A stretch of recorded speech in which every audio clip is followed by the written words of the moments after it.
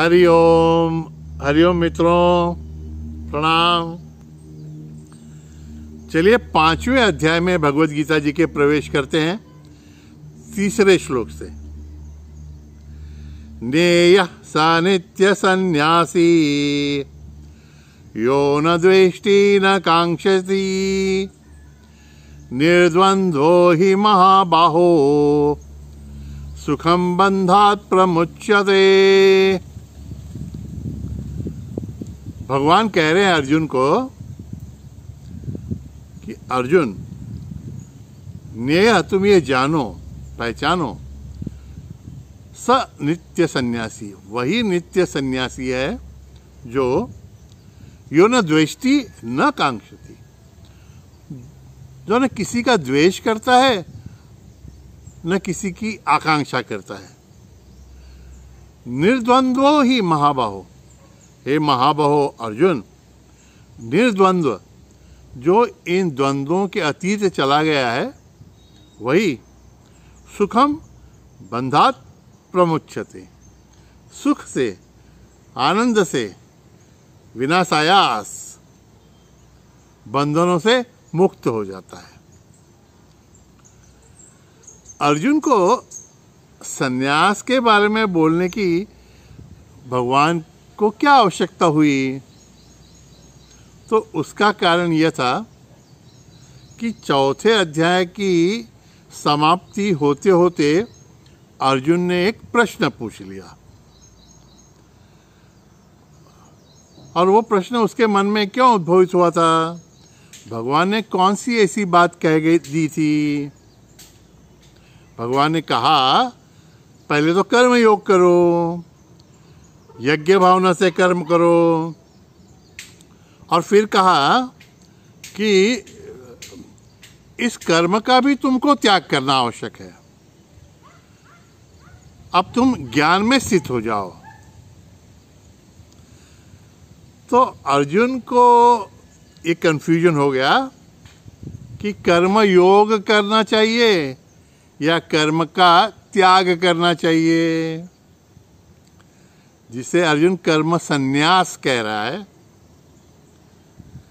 तो अर्जुन ने इस अध्याय के आरंभ में ही भगवान से पूछ लिया कि भगवान एक बात कुछ निश्चित बताओ, कर्म योग करूं कि कर्म संन्यास करूं? कर्म करने की ओर मेरी प्रवृत्ति हो या कर्म से निवृत्त होने की ओर मैं प्रयत्न करूं? तो भगवान समझ गए कि 4थे अध्याय में जो बातें अर्जुन को बताई गई थी, उनका निष्कर्ष अर्जुन समझ नहीं पाया है। आप लोग तो समझ गए होंगे, हमने तो इसके बारे में चिंतन किया है कि कर्मयोग इसलिए करना है ताकि हमारे अंतःकरण की शुद्धि हो। अंतःकरण की शुद्धि निष्काम कर्म के बिना हो ही नहीं सकती, और निष्काम कर्म का ही नाम है कर्मयोग। अब इसके बारे में भी हमको कोई भी शंका नहीं रहनी चाहिए। बहुत बड़ी बड़ी व्याख्याएं हमको याद करने की आवश्यकता नहीं है। कर्मयोग माने निष्काम कर्म। हाँ, सकाम कर्म से कभी भी कर्मयोग हो ही नहीं सकता। निष्काम कर्म करते हुए, जिसे अभी हम यज्ञ भावना से कर्म करना कहें या स्वधर्म का पालन कहें, ये सब बातें, इनके द्वारा अंतःकरण की शुद्धि हो जाने के बाद, हाँ, उसके बाद वही सब कर्म करते रहने में कोई भी स्वारस्य, हमारा कोई भी हेतु नहीं होना चाहिए। क्यों? इसलिए कि अंतःकरण शुद्धि होने के बाद में जो ज्ञान हमारे अंतःकरण में उत्पन्न होगा, प्रकट होगा, उस ज्ञान में स्थित होकर फिर हमें आगे की साधना करनी है।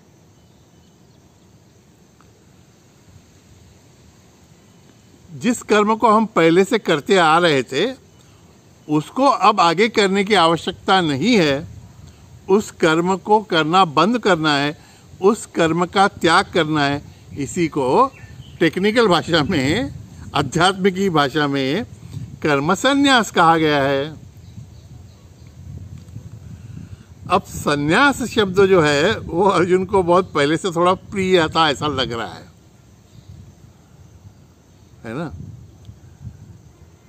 क्योंकि युद्ध न करते हुए मैं अभी ये सब छोड़ के चला जाता हूँ, भिक्षा मांग के खाऊंगा, ऐसी सब जो बातें वो कर रहे थे अर्जुन जी, इसका अर्थ यही है कि वे कर्म को छोड़कर संन्यास मार्ग में प्रवृत्त होना चाहते थे।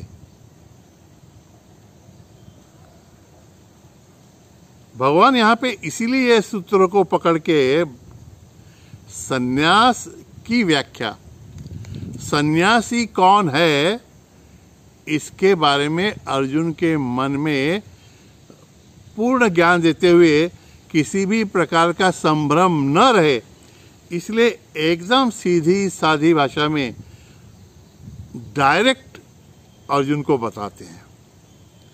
और जैसे कर्मयोग की व्याख्या हमको मिली निष्काम कर्म, वैसे सन्यास की भी व्याख्या इस श्लोक में हमको मिल जाएगी। भगवान कहते हैं वही नित्य सन्यासी है जो न द्वेष्टि न कांक्षति, निर्द्वंद्वो।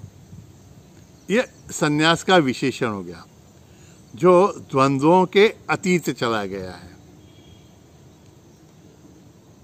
इसको समझ लें।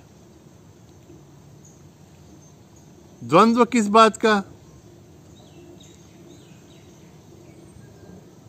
पूरी सृष्टि तो द्वंद्वात्मक है, ऐसा हमको दिखता है ना। जड़ चेतन, सुख दुख, काला गोरा, अच्छा बुरा, मीठा कड़वा, तीखा खारा, अपना पराया, अरे पूरी सृष्टि तो द्वंद्वात्मक है। और भगवान कहते हैं कि तुम द्वंद्व के परे जाओ अगर सन्यासी बनना है तो ये कैसे हो सकेगा? पहले तो अंतःकरण शुद्धि तक कर्म किया, तो फिर उस कर्म को छोड़ने की तैयारी होनी चाहिए। कर्म संन्यास माने संन्यास आश्रम में स्थित होना नहीं है।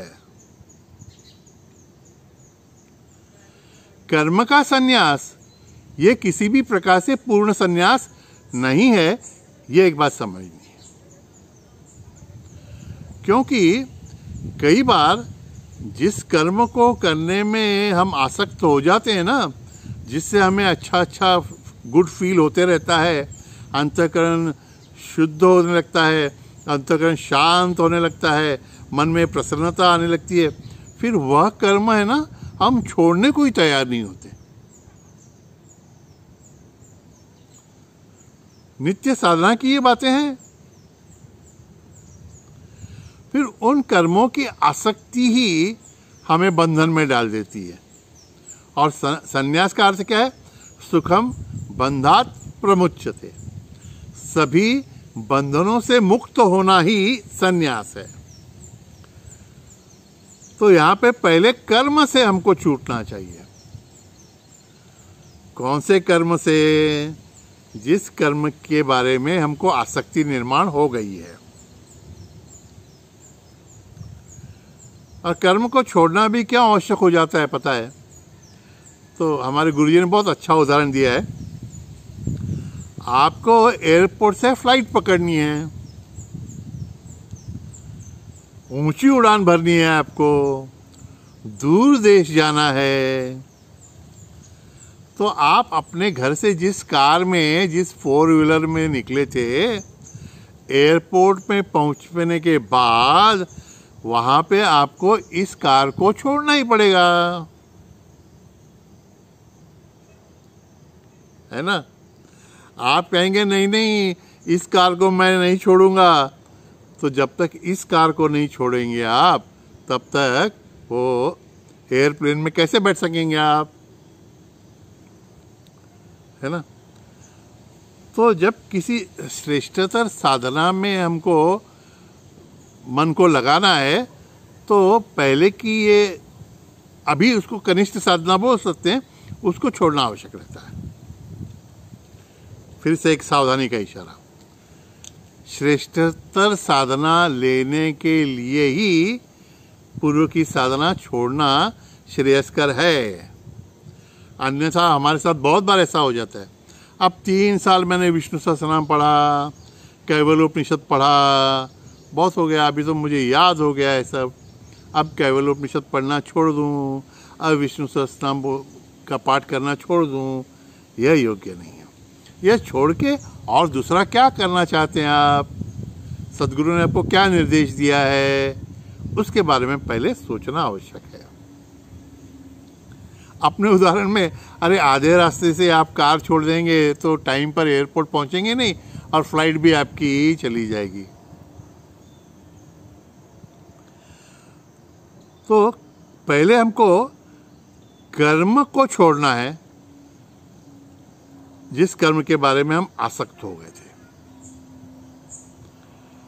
दूसरा जो विषय है, द्वंद्वों के अतीत जाना। तो हमने देखा कि सभी चीजें द्वंद्वात्मक ही हैं। कुछ चीजें अच्छी हैं, कुछ बुरी हैं। ये हमारा हमेशा का व्यवहारिक वाक्य है। चीजें, व्यक्ति या कर्म, ये अपने आप में न तो अच्छे होते हैं न बुरे होते हैं। हाँ, कुछ चीजें हमको अच्छी लगती हैं और कुछ हमको बुरी लगती हैं। कुछ अनुकूल होती हैं, कुछ प्रतिकूल होती हैं।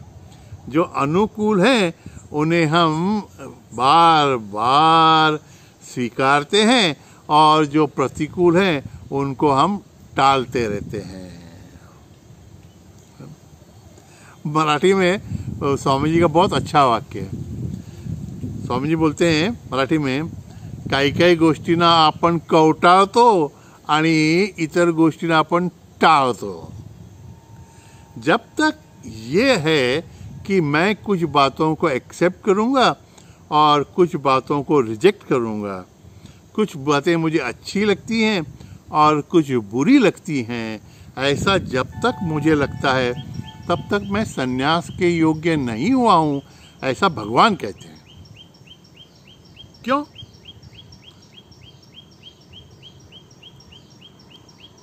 एक बात और बीच में बता दूं। अर्जुन ने भगवान को बोला कि भाई आप मुझे एक ही कुछ निश्चित बताइए, कर्मयोग श्रेष्ठ है या कर्म संन्यास, आप मुझे एक कुछ बताइए। भगवान एक बात नहीं बता रहे हैं अभी। आप भी ध्यान में ले लीजिए कि ये सब इतना विवरण सदगुरु भी क्यों बताते रहते हैं। क्योंकि भगवान को एक बात ध्यान में आ गई थी कि दूसरे अध्याय में उन्होंने बोल दिया था कि अर्जुन, आपको युद्ध करना ही श्रेयस्कर है। निश्चित कहा था, श्रेयस्कर कहा था। फिर भी अर्जुन ने धनुष बाण नहीं उठाया, तो भगवान समझ गए कि अभी मैं इसे कुछ भी करने के लिए बोलूं, ये अपना ही दिमाग चलाने वाला है। क्योंकि अर्जुन जी तब भी मन की ही भूमिका में थे, मन के स्तर पर ही चलते। तो हम भी कई बार सदगुरु जो कहते हैं वो समझते नहीं हैं और करने के लिए भी प्रवृत्त नहीं होते। फिर हमको लगता है नहीं ये कैसा, ये बराबर नहीं है, ये सदगुरु गलत बोल रहे हैं। इसलिए इन सब बातों को अभी समझ लेना चाहिए हमको। भगवान भी ये समझा रहे हैं, डायरेक्ट इंस्ट्रक्शन नहीं दे रहे हैं अर्जुन को। द्वंद्वों के अतीत जाने के लिए भगवान क्यों कह रहे हैं? क्योंकि भगवान कहते हैं कि ये पूरी सृष्टि जो है ये मैंने ही बनाई है और तुम्हारे लिए बनाई है बच्चों। ये तुम्हारी एंटरटेनमेंट के लिए है। तुमको वैरायटी चाहिए, इसलिए मैंने हर चीज में वैरायटी बनाई है ना। जैसे छोटा बच्चा है ना, उसको भी एक ही चीज खाने देंगे नहीं खाएगा, फिर उसको माँ जो है वो अलग अलग पदार्थ बना के अलग अलग टेस्ट की देती रहती है। भगवान बोलते हैं मैंने ये सृष्टि जो बनाई ये तुमको चॉइस देने के लिए बनाई है कि तुमको अलग अलग चीजों का उपभोग मिलता रहे, लेकिन तुम इसी में अटक रहे हो कि ये चीज अच्छी है और ये चीज अच्छी नहीं है। तो किसी भी चीज पे अच्छा और बुरे का लेबल तुम लगा रहे हो। यथार्थ में कोई भी अच्छी चीज अच्छी या बुरी नहीं है। और अब लेट अस पिन पॉइंट, अच्छी या बुरी का लेबल कौन लगाता है? हमारा मन। मन को जो वस्तु अनुकूल होती है, मन बार बार वही करना चाहता है, उसी वस्तु का उपभोग लेना चाहता है, और इससे विपरीत प्रतिकूल कुछ भी हो, फिर वो व्यक्ति हो, परिस्थिति हो या वस्तु हो, फिर उसकी ओर देखने को भी वो तैयार नहीं रहता। तो साधक जब तक द्वंद्व में अटका है, उसको कुछ चीजें अच्छी लग रही हैं, कुछ बुरी लग रही हैं, तब तक उसने स्वयं जान लेना है कि मैं अभी भी मन के स्तर पर हूँ, और मन के स्तर पर हूँ तो मुझे वस्तुओं में, व्यक्तियों में, कर्म में भेदभाव दिख रहा है। इन सब में एक ही परमात्मा व्याप्त है, ब्रह्म व्याप्त है, ये मुझे नहीं दिख पा रहा है, क्योंकि मेरी बुद्धि, मेरा मन अभी तक वस्तुओं के, व्यक्तियों के, कर्मों के बाह्य स्वरूप में ही अटका हुआ है। और सभी साधना जो है, आप बोलेंगे स्वामी जी अंत में इसी बात पर तो आते हैं, बस वही तो है। सभी साधना हमको मन के अतीत ले जाने के लिए ही होती है। इसलिए भगवान को पता चल गया था कि उसको अपने स्वजनों की हत्या नहीं करनी है अर्जुन को, इसलिए उस कर्म से भागने के लिए वो संन्यास लेने के लिए तैयार है, इच्छुक है। वरना अगर सब अच्छी तरह से मिल जाती बातें उसको, तो क्या वो छोड़ के संन्यास लेने वाला था? तो भगवान कहते हैं ये गलत है। किसी भी कर्म से, किसी भी व्यक्ति से, किसी भी वस्तु से द्वेषपूर्वक भागना जो है वह भगवान की सृष्टि का ही अपमान करना है, क्योंकि तुम उसके अतीत जो तत्व है उसको तो देख ही नहीं रहे हो। तो अगर तुमको संन्यास लेना है, सन्यासी होना है, तो इस राग द्वेष के बंधन से तुम्हें छूटना है। और अगर इससे छूट गए तो तुम कैसी भी वेशभूषा करो, अरे तुम सन्यासी ही हो। कितने लोग हमने देखे हैं, आपके जैसे भी तो कितने ज्ञानी लोग हैं जो प्रपंच में हैं, संसार में हैं, कोई डॉक्टर है, कोई इंजीनियर है, कोई शिक्षक है, किसी भी हर प्रकार की वेशभूषा वाले लोग हैं, राग द्वेष से अतीत हो गए हैं, समाज की सेवा करते हैं। अरे वे भी तो सन्यासी हैं, और आप लोग क्या कम सन्यासी हैं क्या? है ना? थोड़ा सा अपनी इस वृत्ति को थोड़ा पॉलिश करना पड़ेगा। अब आपको व्यवहार में रहना है तो बाहर का व्यवहार आप व्यवहार की तरह से करें, लेकिन अंदर से अपनी वृत्ति को जैसा आपने बदल दिया है वो बड़ा योग्य है। तो कल से हमको ये बाल बच्चे मेरे नहीं हैं ऐसा कहने की आवश्यकता नहीं है, ये मानना ही बहुत उपयुक्त है। फिर से कहता हूँ, ये सृष्टि मेरी नहीं है ऐसा बोल के इसको ठुकराने की आवश्यकता नहीं है। बस ये मेरी नहीं है ऐसा मानकर इसका पूजनीय, इसके बारे में पूजनीय भाव हमारे अंतःकरण में हो गया तो हम सन्यासी हो गए। प्रयत्न कीजिए इस वृत्ति को प्राप्त करने का। आगे का चिंतन अगले सत्र में। हरिओम तत्सत। नारायण नारायण।